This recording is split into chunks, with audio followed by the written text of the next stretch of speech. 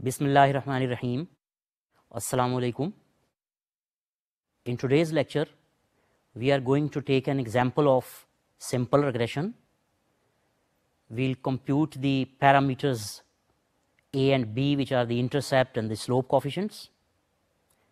Then we'll try to perform some post-regression tests, which are also called post-regression diagnostic tests. And we'll use Excel to facilitate our calculations. We'll use the basic formulas which we can fit into the regression computations. So first, remember that regression is based on samples. So instead of the population, we have a sample from the population. So after performing the regressions and interpreting the slope coefficients, it is necessary to perform some post-regression tests. For example, as the regression is based on a sample, we need to know whether the sample is a good representative of the population, whether the parameters that we estimate with the help of samples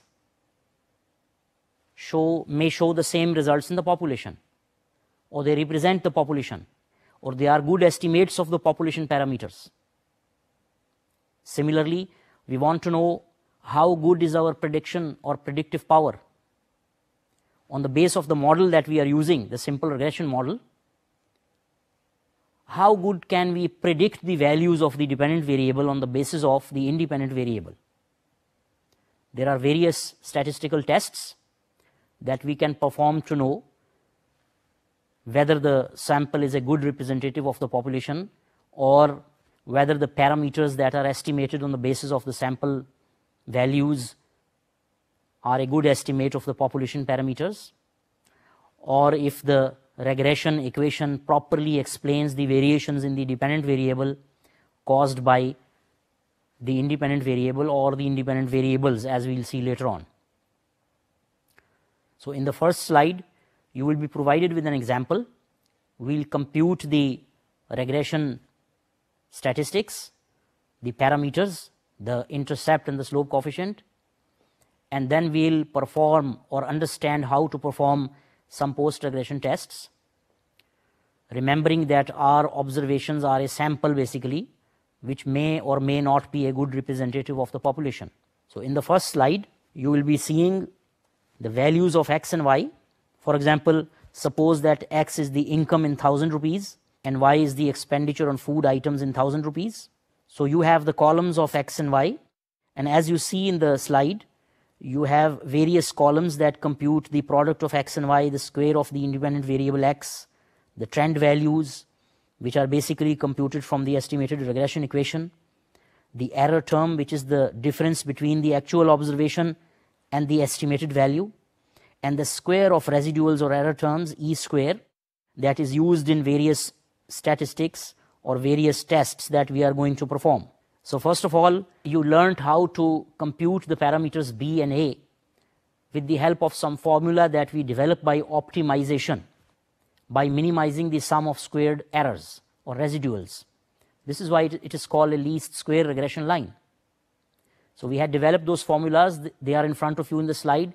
You can use these summations to compute the parameters B and A, as you are seeing in the slide 1, where the basic question is displayed.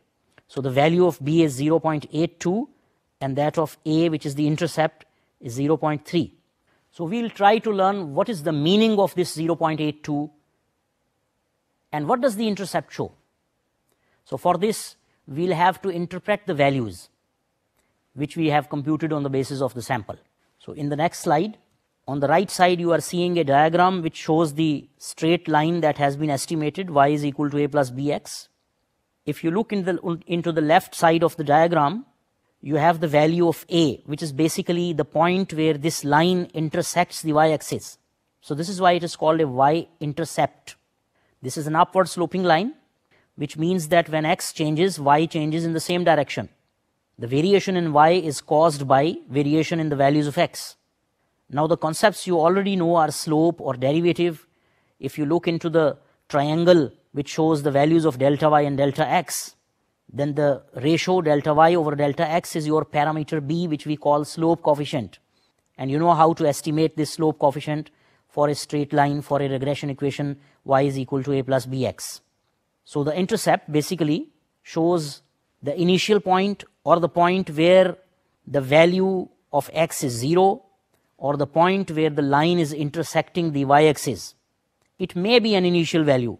For example, if you know the concept of autonomous consumption in the consumption function that was given by Lord Keynes, the consumption at 0 level of income. So you can call it the intercept in the consumption function. If we estimate the consumption function by assuming that consumption is a linear function of income, rather disposable income, and we have some sample, we can estimate the regression line y is equal to a plus bx, where y is the consumption and x is the disposable income of the consumer. So if you get the value of b, it will be interpreted as the change in consumption due to 1 unit of change in income on the average. So basically, we perform the regression to know how the value of the independent variable affects the value of the dependent variable. In the case of consumption, we know how the value of consumer's income may affect the level of the consumption. Every 1 unit change in consumer's income may on the average change the value, the amount of consumption by the amount b. So b is the slope coefficient, and it shows how the values of y change in terms of 1 unit change in x. In the slide, you are also seeing that this slope coefficient b is represented as the slope of this straight line.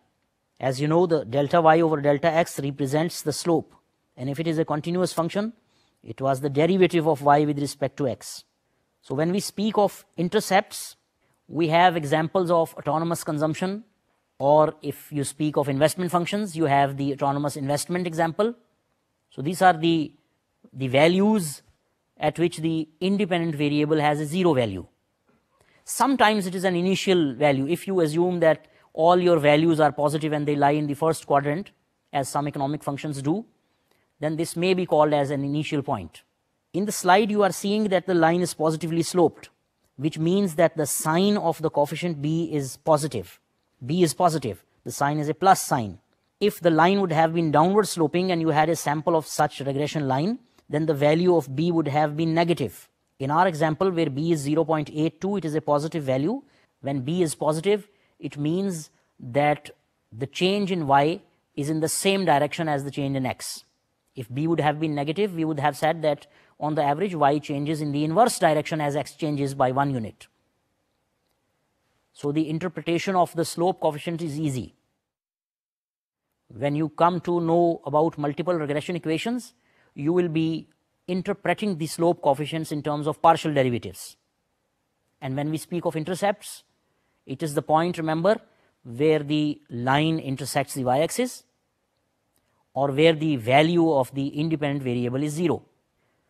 Now we'll speak about the standard error of estimate and standard error of the regression coefficients. Basically, standard error of estimate means the variance or standard deviation of errors. The error terms or the residual terms are computed by subtracting the estimated value from the original value, from the actual observation or the observed value. That is y minus phi hat. So the standard deviation in this error can be computed by dividing summation of squares of error by the degree of freedom, which is n minus k. You already know that, and taking a square root. As you see in the slide, we denote the standard error of estimate by sigma hat. A subscript e shows that it is the standard deviation of errors. It is also called the standard deviation of the regression. The standard error of estimate is a measure of the accuracy of the predictions. As I told you, it is the standard deviation of the errors. N is the number of observations, k is the number of restrictions imposed as we define it, and you can easily compute k by looking into the number of parameters that you estimate. Since you estimate 2 parameters, so k is 2 over here.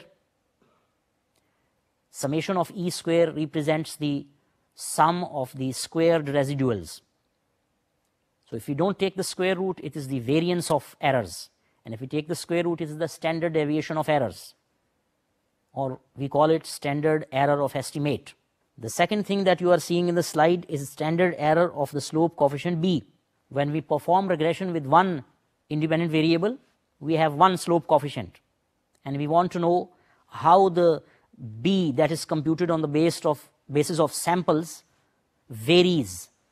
As you know, we have one population parameter or population slope coefficient. When you take different samples, you may have different values of b. So the value of b will vary sample to sample. In this case, we want to know how much is this variation or standard deviation. So for that, we compute a standard error of the coefficient b. So we have two types of standard error over here that we will be using in tests. One is the standard error of estimate or the standard error of regression, defined as summation e square by degree of freedom, and we take a square root of it. And we have a second standard error of the slope coefficient, which is computed as you look into the slide, sigma hat over the square root of summation x minus x bar square. As you know that we can transform summation x minus x bar square into summation x square minus summation x whole square over n. So we can use the second formula to compute our standard errors. If you look in the right side of the slide, using the current example which you saw in the previous slide, we can compute standard error of estimate as 11.9, which is the sum of e square divided by 5 minus 2. We have 5 observations and 2 number of restrictions imposed. So our degree of freedom n minus k is 3. So dividing 11.9 by 3 raised to power 0.5 gives us 1.9916. If we use this value, we can compute the standard error of b as you see in the formula. Standard error of b is computed to be 0.12596. Now we'll learn how to test the significance of the individual coefficient, the slope coefficient, which is b in your case. So as you know, we have samples that we derive from a large population. So if we have different samples, we can compute different values of b from each sample. They may or may not be equal. They may vary sample to sample. Also, we know that maybe we have a value of b that is based on the chance that the sample values are such that give this value of b. What if the value of b in the original population is 0? That means there is no impact of the variable x on the dependent variable y. We want to test using a famous test, student's t distribution. We want to test whether the parameter b in the population is insignificant, that is 0, or it is significant, a non-zero value. A non-zero value means that the variable x has a significant impact on the variable y in the population. But we are basing our conclusions on samples. So we have a procedure called the procedure in test of hypothesis. We test for the hypothesis that b is equal to 0 in the population. Maybe we reject or accept this hypothesis based on a test statistic, which is the value of t that we can compute. So we have a standard procedure in test of hypothesis. We have a null hypothesis, we have an alternative hypothesis. We test these hypotheses using some kind of level of significance, which you must have studied in statistics, which we call alpha, usually taken to be 0.05 or 5%. Then we have a parameter on the basis of which we judge or we conclude whether we have to reject the hypothesis or accept the hypothesis, and this depends on the level of significance that we have selected. So in the slide, you have the procedure for testing the significance of individual parameters. The null hypothesis h naught is b is equal to 0. As the alternative hypothesis is b is not equal to 0, so this is a two-tailed test. Alpha is 0.05, you can select 0.01 as well. Let's select 0.05. So alpha is basically the probability of type 1 error, and type 1 error means rejecting a true hypothesis. So if the probability of type 1 error is 5%, this means you are 95% confident that you are making a right conclusion. So you have a test statistic which defines t as b divided by standard error of b, which you have already computed, and region of rejection where the absolute value of t is greater than the t alpha by 2 n minus k. This t alpha by 2 n minus k is the t that we read from the table of the t distribution. Why do we say alpha by 2? Because this is a two-tailed test and the region of rejection alpha lies on both sides of the graph. So we have half on one side 2.5% and half on the left side, that is 2.5%. So we say alpha by 2, and n minus k is your degrees of freedom, where n is number of observations and k is the number of restrictions imposed. So if you don't fully understand all this, then you need to revise the topic test of hypothesis in your basic statistics course. So in this example, we have computed t as b by standard error of b. In this example, you have the value of b, which is 0.82, and the standard error of b is computed to be 0.12, which gives a value of t 6.51. Now if you look into the table of t distribution, the value corresponding to alpha by 2, that is 0.025 or 2.5%, and in front of the degree of freedom, you get a value of t. Now we are going to compare our calculated value of t with the value of t that we read from the t distribution table. These tables are easily available on the internet. You can download them. You may have the tables in the appendices of your statistics books or books in econometrics as well. So you will read the value of t, you will compare the value that you calculated with the table standard value. If the absolute value of t that you have calculated is larger than the table value, you will reject h naught. Remember, h naught is that the population parameter b is 0. So we can reject h naught, that b is insignificant, if our calculated value of t is greater than the table value. As in our case, in our example, we will reject h naught and conclude that b is significant. It has a non-zero value, maybe in the population. So why do we say the absolute value of t? Because if the parameter b is positive, that is y and x are directly related, so the value of t will be positive, as t is defined as b divided by standard error of b. And if the slope coefficient is computed as a negative value, this means that the value of t obviously will be a negative value. As t distribution is a symmetric distribution, so in the tables of t you have the positive side, you have the positive values.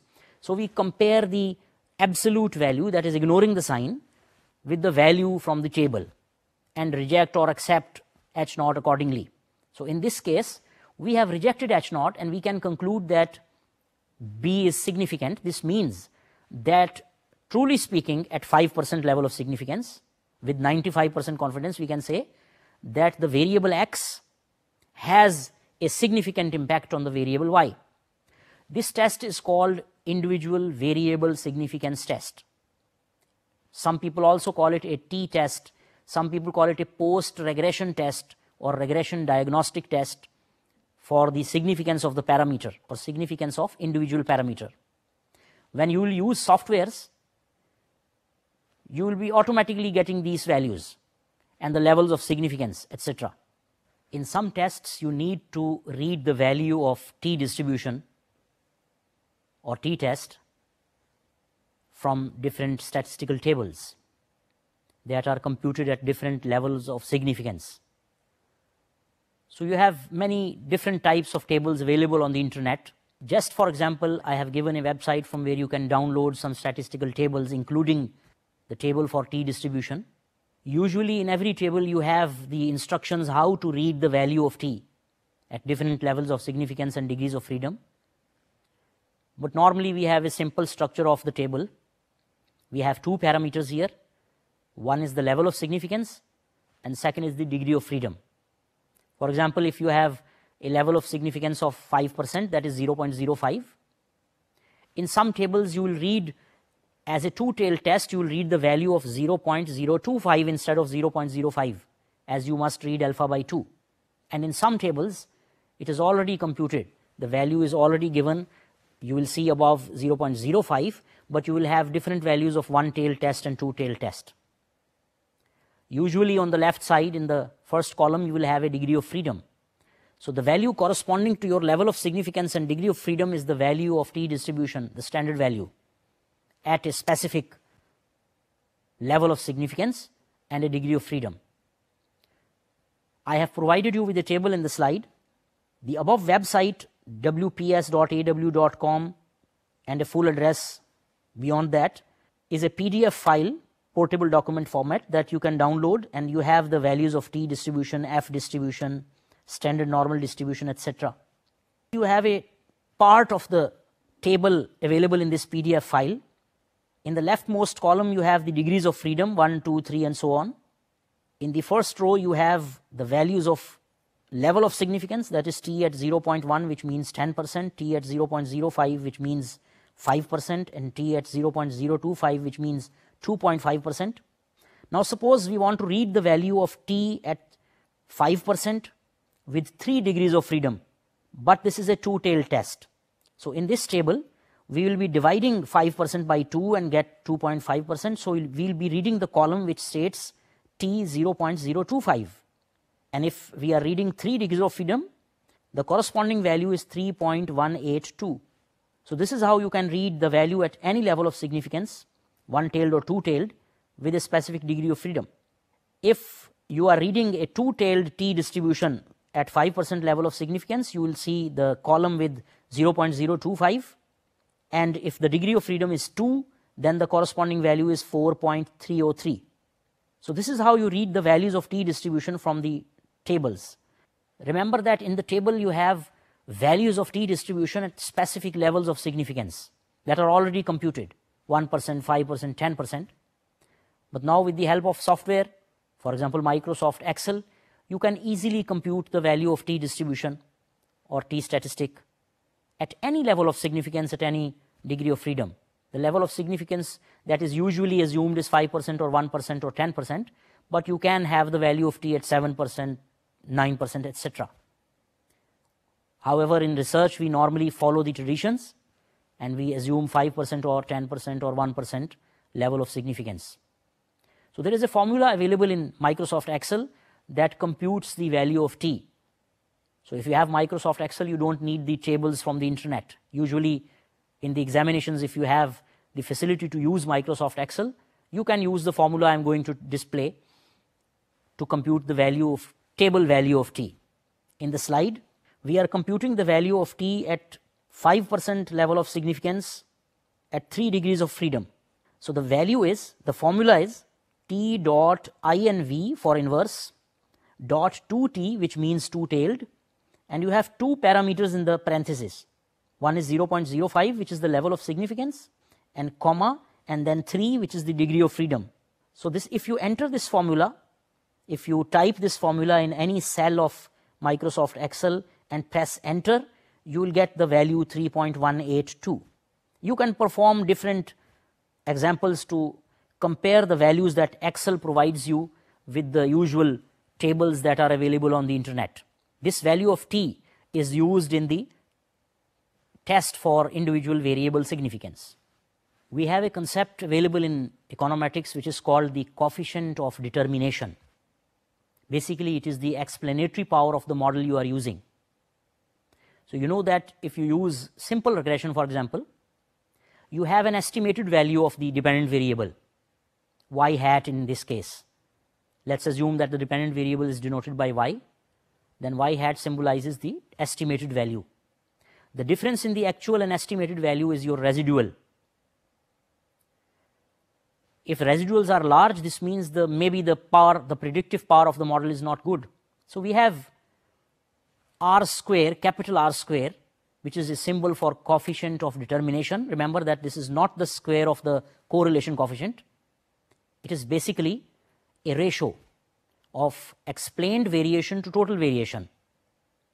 Total variation from the mean is summation y minus y bar square, and the explained variation is the variation, the deviation of y hat, the estimated value of y, from the arithmetic mean y bar.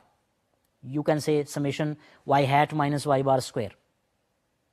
So remember that some part of the variation in y due to changes in x or any other variables is explained by your regression equation, and some part is not explained. This is why you have the residual or error term. So we want to know how much percent of the variation in the dependent variable is explained by our regression equation. y is equal to a plus bx in this case. In the concept of coefficient of determination, you know that it is the ratio of explained variation to total variation. This means some part of the variation is explained and some part is not explained. So you can say that total variation is equal to explained variation plus unexplained variation. So if we use this concept and we divide the explained variation, summation y hat minus y bar square, over the total variation, which is summation y minus y bar square, we get a value that lies between 0 and 1. For example, if the value of r square is 0.8, it means that we are able to explain 80% of the variations in the dependent variable with our regression equation, with the estimations by our regression equation. So the value lies between or ranges from 0 to 1. So we have developed various formula for computing capital R square, which is a symbol for coefficient of determination. You can use either of them, and usually when you use software, you automatically get the values of R square. And this value is important because it shows the explanatory power of the model, how good is your predictive capacity or capability. And it is also used in various tests like goodness of fit test, how the fit is, how the predictive power is, or how good you can estimate the values of dependent variable in terms of some independent variable or variables. So in the slide you are provided with two different formula for computing the capital R square or coefficient of determination. The first one, as I explained to you, is explained variation over total variation, that is summation y hat minus y bar square over summation y minus y bar square. You know that this may be time consuming, as you have to subtract the values of trend from the arithmetic mean for each observation, for each row of the table. So this is difficult. There is an easy way. If you look there, we have derived R square as total variation minus unexplained variation divided by total variation, or we can write it as 1 minus a ratio of unexplained to total variation, which is 1 minus summation e square over summation y minus y bar square, which can easily be computed. And you know that we can transform summation y minus y bar square and we can get another formula which is the easiest in these formulas, 1 minus n times summation e square over n summation y square minus summation y whole square, which you are seeing in the slide.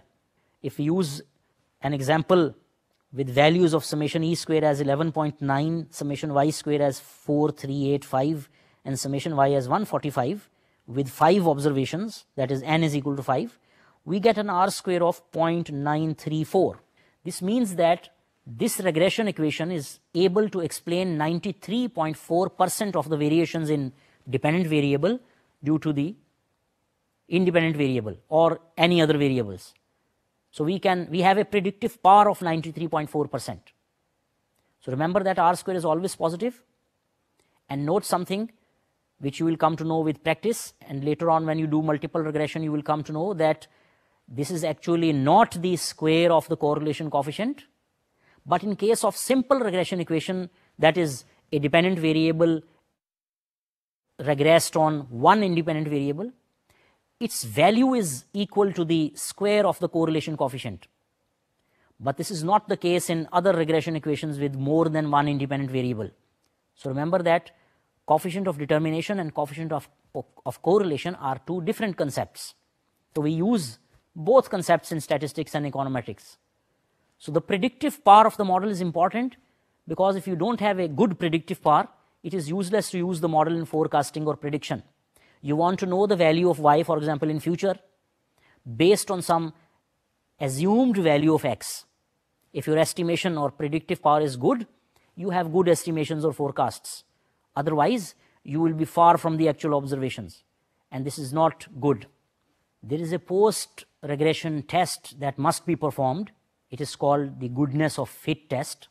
It is based on the value of the coefficient of determination adjusted for the degrees of freedom.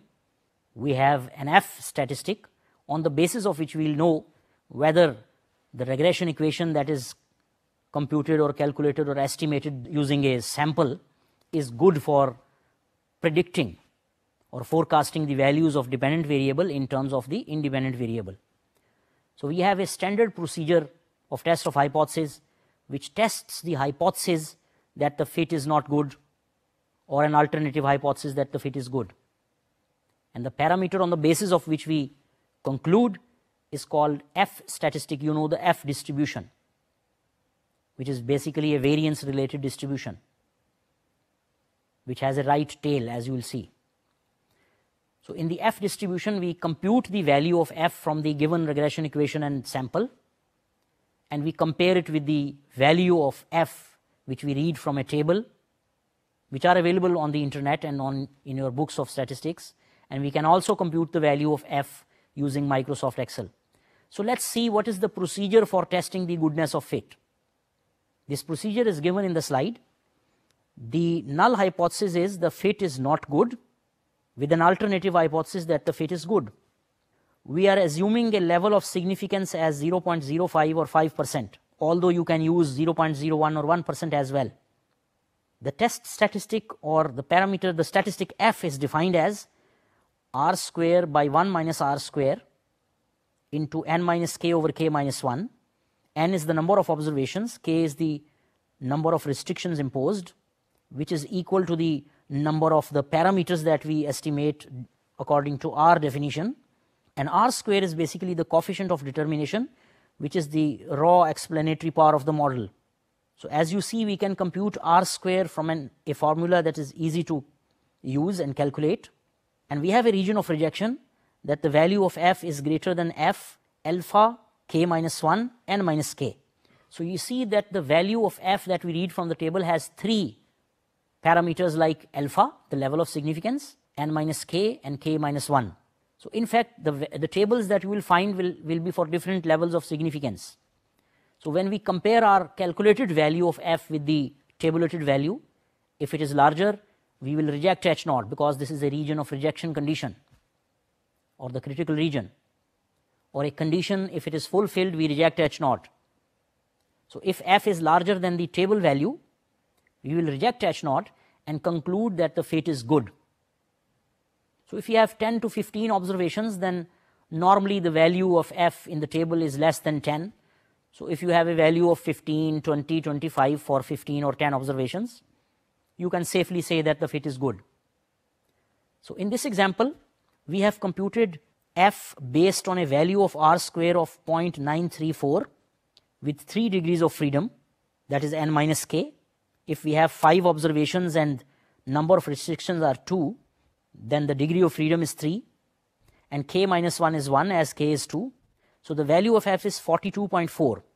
Since there are 5 observations, and I told you that if the value of F is above 15 or maybe 12 or 10, and you have a low number of observations, say 15, 10 or 5 as usually in the examinations you face, then you can safely say that the fit is good, because this is the usual value in the table of F distribution, which is normally below 10 in this case.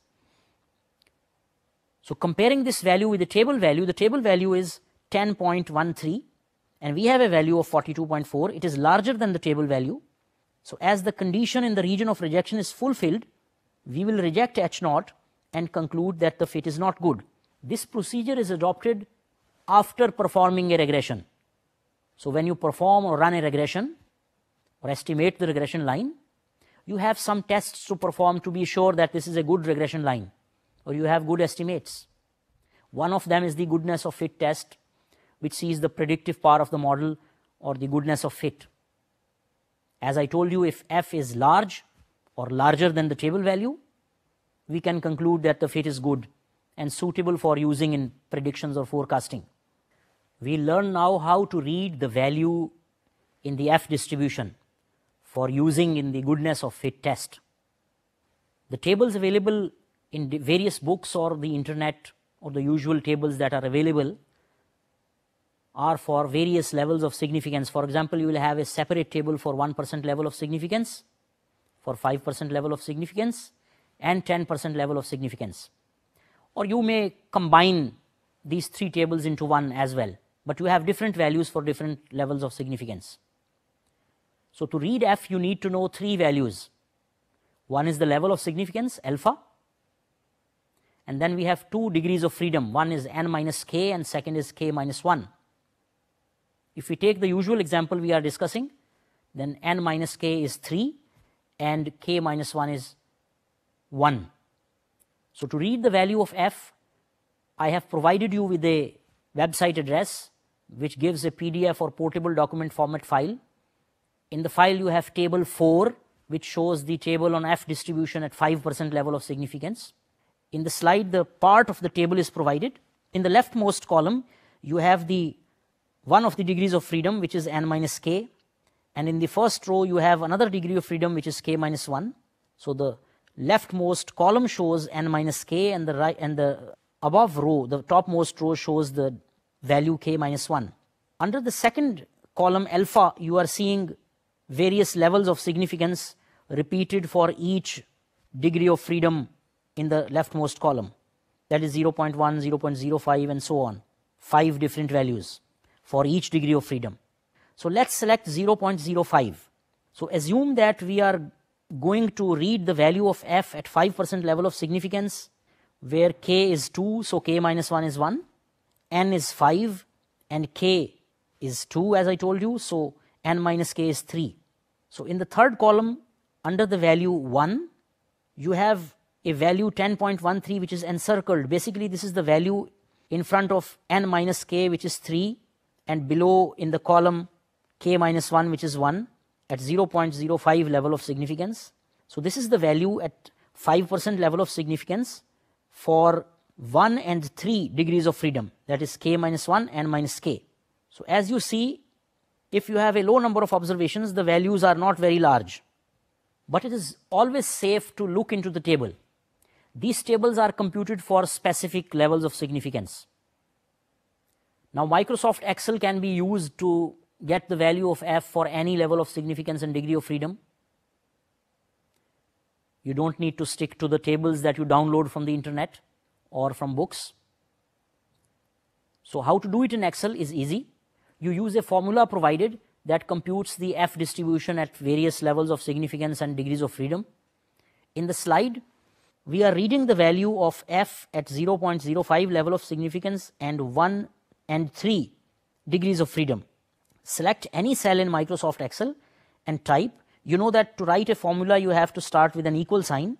So equal f dot inv, which is inverse, dot rt, which is a right-tailed.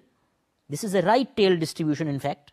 In the parentheses, you have 3 inputs, that is 0.05, which is the level of significance, 1, which is k minus 1, and 3, which is n minus k. If you write this in the cell and press enter, you get the value of 10.13, which corresponds to the value that you just read in the table. So we can use this simple formula to get the standard table value of the f distribution, inverse f distribution, at specific levels of significance and various degrees of freedom, k minus 1 and n minus k.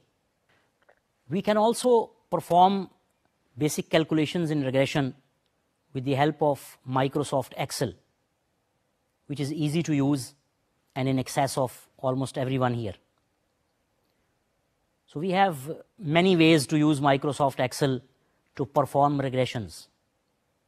We can manually replicate the procedure, the paper procedure, to calculate regression coefficients, t statistic, f statistic, standard errors, coefficient of determination, by creating various columns and adding sums and formulas and using the formula that we derived for computing b and a, the slope and intercept, and f and r square, etc. But we have few classes of commands that, or functions or formula that we can use in Microsoft Excel to compute various regression coefficients. We also have add-ins in Excel that we need to add in. For example, data analysis tool pack will be used later, which provides a regression result, matrix of regression results. But today we are going to learn the basic commands in Microsoft Excel by which you can perform regressions, compute f statistic, t statistic, various tests, etc. So let's move into Microsoft Excel. First of all, we'll enter our data.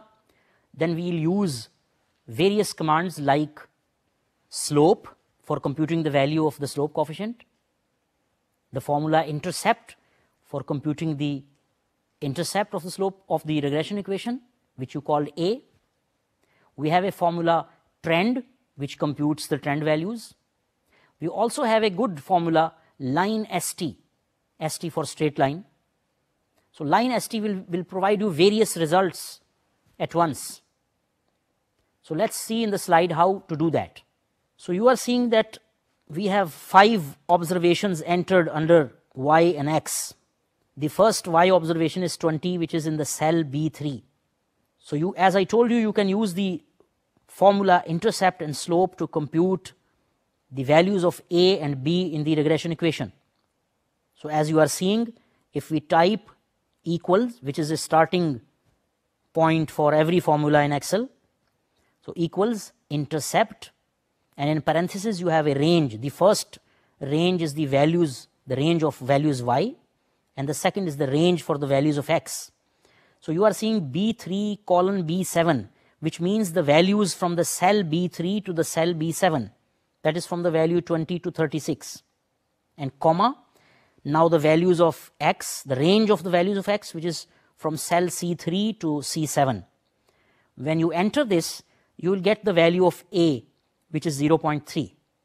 For the slope, you will enter equals slope, and again the same range of Y variables and X variables. It usually doesn't matter where do you place your column Y and where do you place your column X in simple regression. But when you write the formula slope and intercept, the first parameter is always the values of the dependent variable, and the second after comma is the values of the range of the values of the independent variable. So using these two, you can simply compute or estimate the values of the slope coefficient B and the parameter A. In the next slide, you are seeing that we can use the command line ST. Please look at the syntax. Line ST, in parentheses you have the known Y's, the range of the values of Y's. The second is the known X's, that is the range of the values of X's. And then you have const and stats. This const and stat is a binary value, it is either true or false. So basically, if we assume that this line, this straight line, this regression passes through the origin, that is the parameter A, which is the intercept is 0, then we write, instead of const, we write false. If we write true, it means that we are computing the usual parameter A, which may be non-zero. And where you see stats, it means that we need additional regression statistics like standard errors, R square, F statistic. So if we write true over here, we will get various regression statistics. Look into the table below. You will always get these regression statistics in the cells that you have selected in a specific order. This is an array, this is not a single cell. So as you see, we have two columns. In the first column, in the first cell, you have the values of B. In the second cell, standard error of B. So you will get the regression statistics in this order. So when you use the command line ST, you need to select all these cells. You can observe that we have 2 columns and 5 rows. So first you will select 2 columns and 5 rows, and then you will start entering. You will keep them selected and start entering. Look into the command line ST. In parentheses you have B3 to B7, which is the range of the values of Y, comma, C3 to C7, which is the range of the values of X, and true and true. The first true shows that you want to compute the intercept normally, which can be non-zero, and the second true means that you need the additional regression statistics like F, R square, regression sum of squares, etc. So for the array, when you enter this formula, it is necessary to press Control and Shift and then press Enter. When you press Control and Shift and then press Enter, this means that you want the results in an array.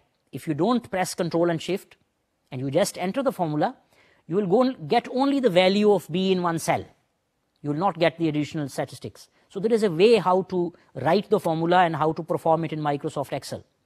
So as you will see in the next slide, we first select the cells that will display the result, 2 columns and 5 rows. And now we start typing equals line st and then 4 different parameters. First, the range of the values of y, second, the range of the values of x. Third parameter is true if we want the normal calculation of the intercept. The fourth parameter is true if we want the additional regression statistics. Look into the slide. You have the values of x, the values of y, both. You will type into the command line st. The values of y you can see range from B3, cell B3 to B7. The values of x range from cell C3 to C7. So you'll use these references. They are called references. But this is an array. You are going to use a formula that displays results in an array instead of a single cell. So in the next slide, you can see how to do that. So in the first part, you are seeing that we have selected the cells D3 to E7, 2 columns and 5 rows. While keeping them selected, in the next picture on this slide, you are seeing that we have typed line st, B3 to B7, C3 to C7, true and true. Now it is necessary that when you enter this formula, you first press Ctrl and Shift, holding both these keys, press enter. Then you will get all the results in this array of cells. I advise you that you open Microsoft Excel, enter these values while listening to the lecture, and try for yourself. Type some values of y and x. Select the display array, that is 2 columns and 5 rows. In this case, because this is a simple regression line, type what I told you to type and press Shift, Control and then enter. You will get the result which are displayed in the second slide. Next slide. You are seeing that in the selected cells you have values like 0.82, 0.1259, etc. Basically you have 10 values over here, 10 different values. Now how to know what are these values? In the next picture on the lower half of this slide, I have given the names of the parameters or results that will be displayed in the same specific order for a simple regression line. For example, the top left 0.82 is the value of the parameter b. Under that, you have the standard error of b. Under that, you have r square, and then you have f statistic, and then you have the regression sum of squares. In the second column, the topmost value, which is 0.3, is basically the value of a, and then below that you have standard error of a. Below that you have standard error of estimate, then the degrees of freedom, which is 3, and then the residual sum of square, which is basically your summation of e squares or sum of squared residuals. You will always get the values in this order, so you should know this order basically. So although we will be using data analysis tool pack, which is very easy to use, you just add in it into Excel and use it. That is the basic tool that we can use in Microsoft Excel, but you must know these commands as well for ease of use if you don't have the data analysis tool pack. So you can use these simple formula like line st to perform and get these results. You must have noted that only one is missing out of the post regression tests, in which you have the t statistic, the r square, the f statistic, the parameters a and b. You don't have the parameter t over here, but it's easy to compute. Look into the slide, you have the standard error of b and you have the value of b as well in the first 2 cells of the first column that display the results. So if you divide 0.82 by 0.12596, that is value of b divided by standard error of b, you can get the value of t. And as you have learnt, we can get the table value of t as well by using the inverse t distribution with two-tailed. You have a formula for that. So line st is a useful command that provides you all the regression statistics that you initially require, basically performing the regression, running an individual variable significance test, and then the goodness of fit test.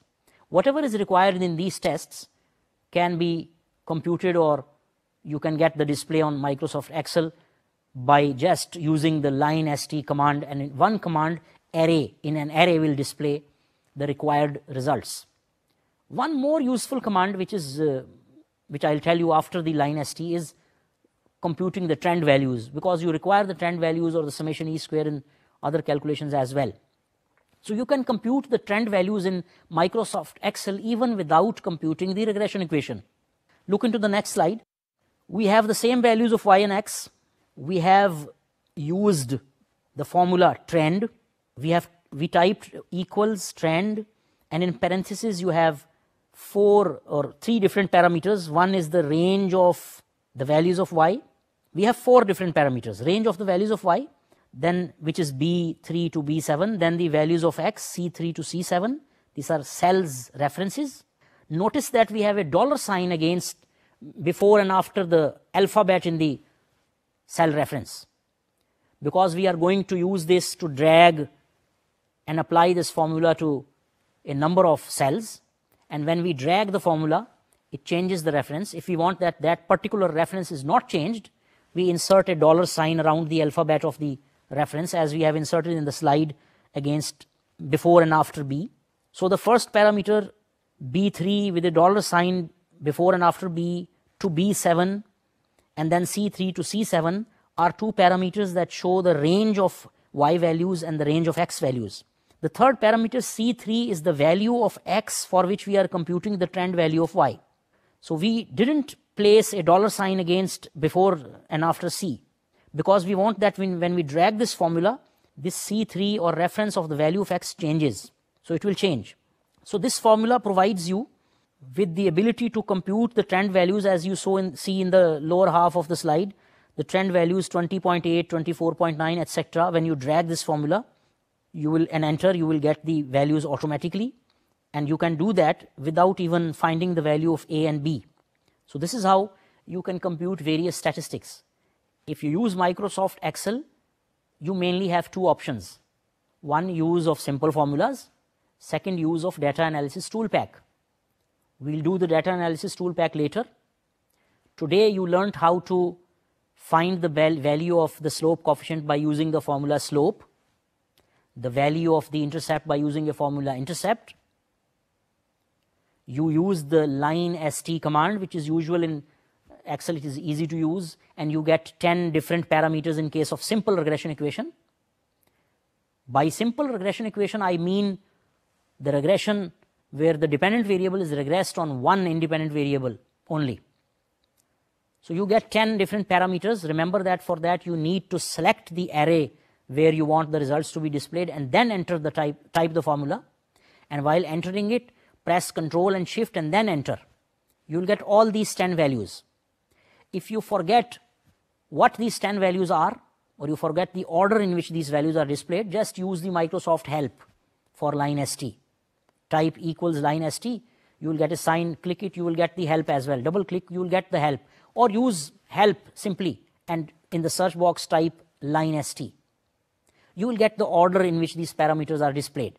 As I showed you in these slides, that first in the first row, basically, we have the values of the parameter.